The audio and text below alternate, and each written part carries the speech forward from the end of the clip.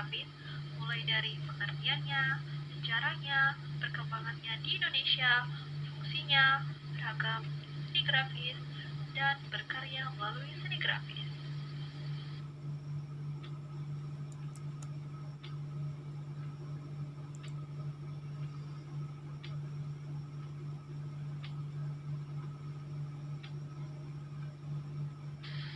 Sejarah seni grafis. Menurut penemuan seni cetak grafis tertua yang ditemukan di timur dunia, tepatnya di negeri Tiongkok. Di negara tersebut, seni grafis digunakan untuk menggandakan tulisan-tulisan yang beraroma religius. Naskah-naskah keagamaan tersebut ditata atau diukir di atas bidang kayu, kemudian dicetak di atas kertas. Cina telah menemukan kertas dan memproduksinya secara massal sejak tahun 105 di bawah kekuasaan dinasti Qing. Penemuan kertas adalah kunci dari pesatnya perkembangan seni ini. Karya-karya seni grafis dengan media cukil kayu juga banyak ditemukan di negara-negara timur lain, seperti Jepang dan Korea. Bangsa Romawi juga telah mengenal teknik ini yang digunakan untuk menghias jubah-jubah dengan cetak stempu. Namun, perkembangannya terhitung stagnan. Teknik cetak grafis kurang berkembang di barat karena bangsa Eropa pada masa itu belum mengenal kertas. Teknik grafis baru berkembang di Eropa pada abad ke-13 dengan ditemukannya mesin cetak oleh Gutenberg dan didirikan pabrik kertas pertama di Italia.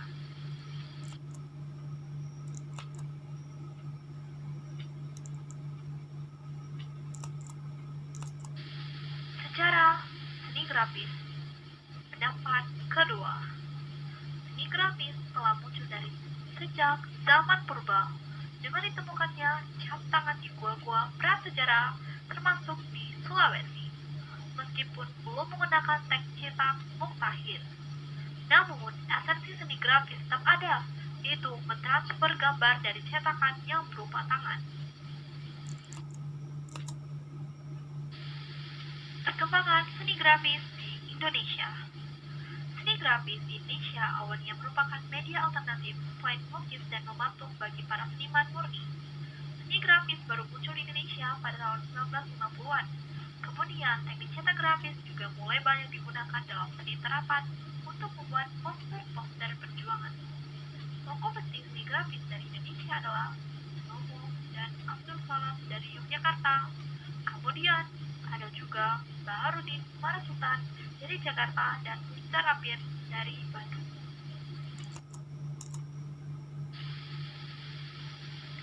Fungsi seni grafis. Yang pertama, ungkapan ekspresi seni. Seorang seniman kadang membutuhkan suatu cara untuk mengungkapkan ekspresi seni. Seni grafis ini mampu menyalurkan ekspresi seni tersebut dengan baik. Apalagi, seni grafis ini termasuk ke dalam seni yang fleksibel. Kedua, menambah nilai keindahan. Seni grafis akan menambahkan nilai keindahan sebuah media. Jika seni grafis diterapkan pada sebuah baju kaos, maka seni tersebut bisa menambahkan keindahan pada kaos tersebut. Sifatnya yang dua dimensi membuat seni ini bisa memperindah banyak media. Ketiga, menyampaikan pesan. Jenis seni grafis ini juga bisa dipakai untuk menyampaikan sebuah pesan untuk yang melihat. Pesan tersebut disematkan oleh para seniman dalam sebuah torehan. Dan terkadang pesan tersebut bersifat tersirat. Keempat, menyalurkan hobi. Untuk seseorang yang senang atau suka melakukan kegiatan kreatif, biasanya menyalurkan hobinya untuk membuat desain grafis. Karena dalam praktik pembuatan desain grafis lebih menarik dan lebih mudah buat dipelajari. Kelima, menambah penghasilan. Fungsi yang satu ini menjadi fungsi komersil dan tidak bisa dihindari. Menekuni dunia seni grafis memang bisa menjadi salah satu sumber penghasilan. Karena desain grafis sudah semakin mempunyai harga jual yang lumayan tinggi dan terutama bagi pembuatnya sebagai media promosi atau untuk keperluan cover buku.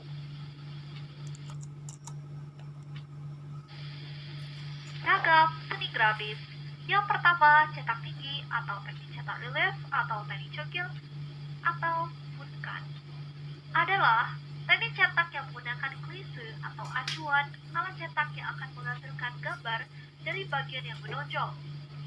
Apabila alat cetak dioles dengan tinta, bagian yang menonjol itu akan menerima tinta. Jika klise atau alat cetak itu ditempelkan pada kertas, kemudian diangkat, maka tampaklah gambar pada kertas. Tempo merupakan salah satu alat untuk mencetak gambar atau tulisan dengan teknik cetak tinggi.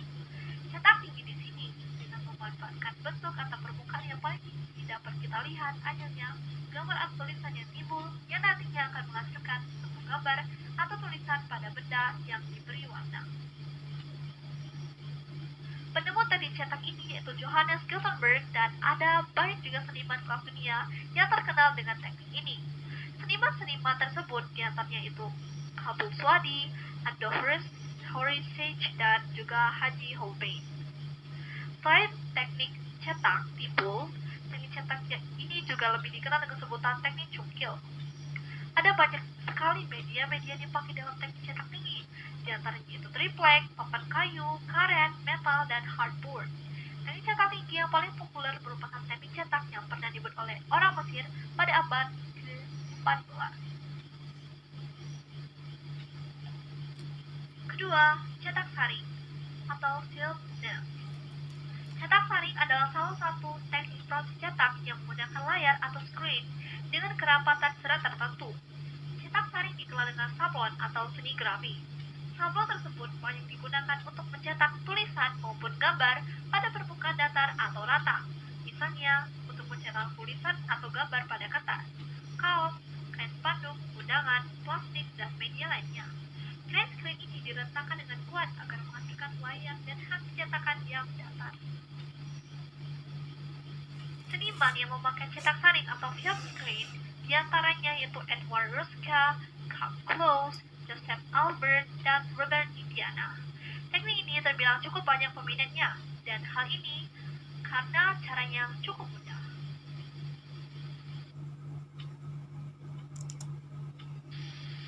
Ketiga, cetak dalam. Cetak dalam atau intaglio print adalah seni cetak yang menggunakan klise dalam, artinya bagian dalam menyerap tinta dan akan membekas pada kertas. Jenis-jenis cetak dalam antara lain ESA, Methocene, Drypon, dan lain-lain. ESA adalah teknik memakai batuan asam nitrat atau HNO3. Cairan asam ini akan ditorehkan ke atas lempengan tembaga. Penggunaan teknik ESA seperti mengukir memakai zat cair. Cuman, dalam hal ini yang diukir yaitu lempengan tembaga. Pada zaman dulu, teknik ESA dipakai untuk mengukir baju perang. Yang kedua, teknik mezzotint. Teknik mezzotint merupakan teknik mengerok halus permukaan logam dan teknik ini memakai efek gelap terang yang dominan. Ketiga, dry point. Teknik dry point merupakan teknik yang memakai benda runcing untuk mengukir media. Benda runcing akan menekan permukaan media, jadi membentuk lukisan. Keempat, cetak datar atau planography print. Cetak datar adalah teknik cetak yang menggunakan klise datar dengan prinsip saling menolak dan menerima antara tinta dan air. Cetak datar adalah memperbanyak hasil cetakan dengan media permukaan yang datar. Teknik ini ditemukan pada abad ke-16 di Eropa. Klise cetak ini menggunakan batu cadas atau limestone, biasa disebut dengan lithography. Selain batu, sekarang dapat juga menggunakan lempengan logam atau seng untuk memperingat proses kerja. Planografi atau cetak datar, di mana matriks permukaannya tetap, hanya mendapat perlakuan khusus pada bagian tertentu untuk menyertakan image atau gambar. Teknik ini meliputi litografi, phenotype, dan teknik digital, salah satunya cetak offset. Kelima, cetak foto. Teknik cetak foto pada seni grafis, yaitu teknik cetak yang paling sering kamu temui, dan dalam teknik cetak foto, kamu bisa memakai kamera. Kemudian, gambar pada kamera bisa dicetak memakai alat print, dan teknik cetak foto juga sering disebut dengan teknik fotografi. Keenam, cetak holografi. Cara kerja teknik holografi ini yaitu dengan cara meletakkan motif cetakan di bawah kertas, Lalu, kertas dicat atau diarsir dengan memakai pensil. Kemudian, kertas dilepas dari cetakan dan akan menghasilkan objek gambar yang timbul serta bagian yang tidak tergambar akan cepu. Ketujuh, cetak stensil. Cara kerja teknis stensil yaitu dengan memotong kertas sesuai dengan motif yang diinginkan, lalu ditempel ke media cetak. Setelah selesai ditempel, media cetak akan dicat atau disemprot dengan cat semprot. Lalu setelah cat kering, kertas tersebut akan dilepas, jadi meninggalkan motif di media cetakan.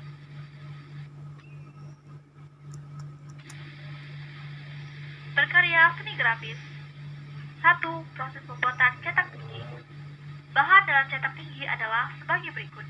Yang pertama, papan sebagai alas, hardboard atau papan MDF, tinta atau cat cetak offset, kaos, kain, dan kertas. Kalau perlu, ditambah cat pengering agar pengeringan lebih cepat. Peralatan yang diperlukan. Yang pertama, pensil, gunting, roller, pahat atau pencukil kayu, wood cut, dan cutter.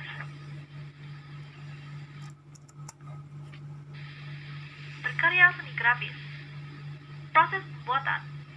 Yang pertama, membuat sketsa pada plat cetak. Kedua, memindahkan ke plat, meratakan, ditoreh bagian tinggi untuk bagian rendah. Ketiga, proses memberi tinta dengan bantuan roller. Keempat, menggosok atau meratakan dengan alat seperti sendok atau diperas dengan alat pres. Kedua, cetak saring. Proses pembuatan cetak saring. Berikut adalah peralatan dalam cetak saring. Yang pertama, kerangka screen. Kedua, cat atau sari warna sablon. Ketiga, rakel. Keempat, meja cetak. Dan yang kelima, obat sablon atau emulsi.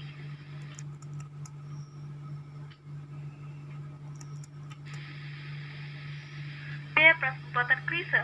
Ada dua hal yang harus diperhatikan dalam pembuatan klise, yaitu memperhatikan bahan yang digunakan dan teknik yang digunakan. Bahan yang digunakan harus transparan. Hal tersebut dimaksudkan agar pada saat penyinderan, bagian yang seharusnya tidak tembus oleh tinta akan terkena sinar secara utuh. Bahan yang biasanya digunakan adalah kertas kalkir, film, dan mikrofilm. Dalam menggambar untuk membuat klise, ada beberapa teknik yang dapat digunakan. Yang pertama, langsung pada screen. Pada teknik ini, setelah screen diberi tulisan atau gambar. Untuk area yang diinginkan tidak tembus oleh tinta, diberi emulsi yang dicampur dengan sensitizer, kemudian dijemur atau penyinaran. Setelah kering, siap untuk dipergunakan mencetak. Kedua, negatif film. Proses ini menggunakan kertas kalkir atau kertas biasa yang sudah digambar. Untuk jenis kertas biasa, setelah digambar dilumuri dengan minyak, goreng, atau minyak tanah terlebih dahulu dan dikeringkan sehingga menjadi transparan. C. Proses afdruk. Afdruk atau pengeksposan atau penyinaran adalah proses memindahkan gambar berupa selembar kertas yang akan menjadi model atau desain ke screen dengan bantuan bahan yang disebut emulsi sablon. Berikut ini tahapan afdruk. Antara lain, yang pertama, bersihkan screen dari debu. Bersihkan screen dari debu, walau memakai screen baru, baik pakai kuas lembut, kapas, atau kain lembut yang tidak menggunakan screen rusak. Yang kedua, oles emulsion bolak-balik. Oleskan obat afdruk, yaitu emulsion yang sudah dicampuri synthesizer, tuang pada bagian belakang screen dan tarik rata dengan penggaris atau sesuatu alat yang biasa membuat rata obatnya. Lakukan proses ini juga pada bagian sisi dalam atau sisi sebelahnya dan tetap perataan finishing pada bagian bawah screen. Lakukan proses ini di tempat gelap tanpa terkena cahaya langsung karena bahan synthesizer yang sensitif terhadap cahaya. Ketiga, keringkan. Keringkan dengan hair dryer atau kipas angin masih dalam posisi dalam ruang gelap. Yang keempat, oleskan minyak tanah ke kertas print desain. Pada bagian kertas print, hasil desain menggunakan kertas kalkir atau jenis plastik kulit paper yang biasa di print untuk hasil maksimal. Tapi bisa juga di print pada kertas HVS dengan printer digital yang zaman now.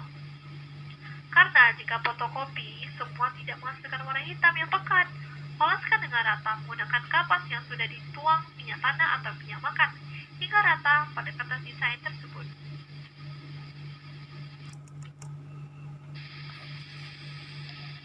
Yang kelima, tempelkan pada screen. Yang keenam, posisi proses updrop, yaitu view di atas adalah posisi untuk proses updrop pembuatan film sablon. Pada posisi atas adalah pemberat. Kalau ada triplek atau sesuatu yang rata, akan ditimpa dengan busa agar tidak merusak screen. Pada view menggunakan lampu pembuat, maka proses penjara sekitar 2-5 menit. Yang ketujuh, basahkan dan semprot. Dan yang ke-8, screen siap disablon.